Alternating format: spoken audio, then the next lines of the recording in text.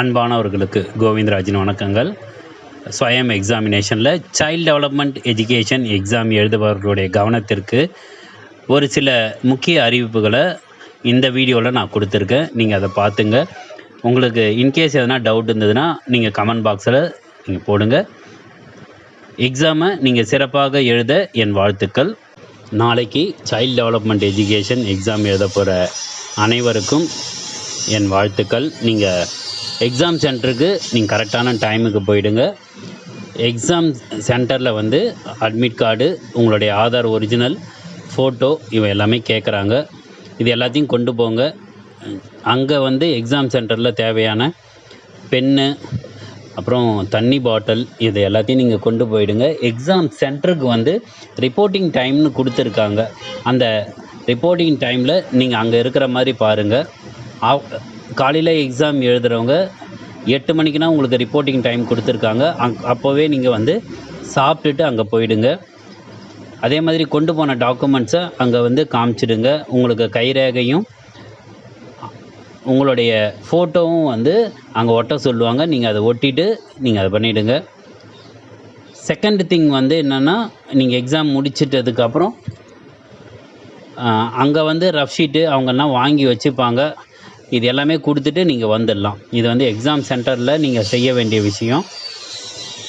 இன்றைக்கி வந்து டவுட் வந்து என்ன கேட்டிருந்தாங்கன்னா, நான் அசைன்மெண்ட்டு நான் ஃபினிஷ் பண்ணலை, அதே மாதிரி குவிஸ்ஸு சரியாக நான் வந்து முடிக்கலை, அதனால் எனக்கு வந்து நான் போகலாமா வேணாமான்னு டிசைட் பண்ணல அப்படின்ற மாதிரி கேட்டிருந்தாங்க. அசைன்மெண்ட்டு குவிஸ்ஸு இது ரெண்டுத்துக்கும் சேர்த்து உங்களுக்கு 30 மார்க்குன்னு இன்டர்னல் மார்க் கொடுத்துருந்தாங்க. 30ல் நீங்கள் 12 மார்க் எடுக்கணும். இன்றைக்கி வரைக்கும் வெப்சைட்டில் உங்களுடைய ப்ராக்ரஸில் அந்த 12 மார்க்குக்கு உண்டான விஷயத்தை போடலை, இன்டர்னல் மார்க்கு. அதனால் இந்த அசைன்மெண்ட்டுக்கு எவ்வளோ மார்க்கு நீங்கள் பாஸாக ஃபெயிலான்னு தெரியாதனால நீங்கள் எக்ஸாமை நீங்கள் எழுதிட்டு வந்ததுக்கப்புறம் தான் உங்களுக்கு ரிசல்ட்டு தெரியும். அப்போ தெரிஞ்சதுக்கப்புறம் நீங்கள் பாஸாக ஃபெயிலான்னு அதுக்கப்புறம் தான் பார்த்துட்டு உங்களுக்கு சர்டிஃபிகேட் கிடைக்கும். அசைன்மெண்ட்டு குவிஸ்ஸு நீங்கள் சப்மிட்டே பண்ணலனாலும் நீங்கள் வந்து எக்ஸாம் எழுதலாம். குவிஸ்ஸு அசைன்மெண்ட்டுக்கு 30 மார்க்கு, 30ல் நீங்கள் 12 மார்க் எடுக்கணும். எக்ஸாமில் உங்களுக்கு மொத்தத்தில் 100 மார்க்கு, அதை வந்து 70க்கு கன்வெர்ட் பண்ணுவாங்க. அந்த 70ல் நீங்கள் 28 மார்க் எடுத்தால் தான் நீங்கள் சர்டிஃபிகேட்டுக்கு எலிஜிபிள். அதனால் நீங்கள் எல்லாருமே எக்ஸாம் எழுதணுன்றது தான். ஏன்னா நீங்கள் ஃபீஸ் கட்டியிருக்கீங்க.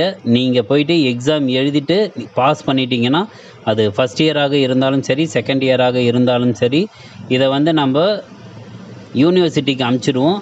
அதனால் உங்களுக்கு சர்டிஃபிகேட்டும் சீக்கிரமாக கிடைக்கிறதுக்கான வாய்ப்புகள் உண்டு.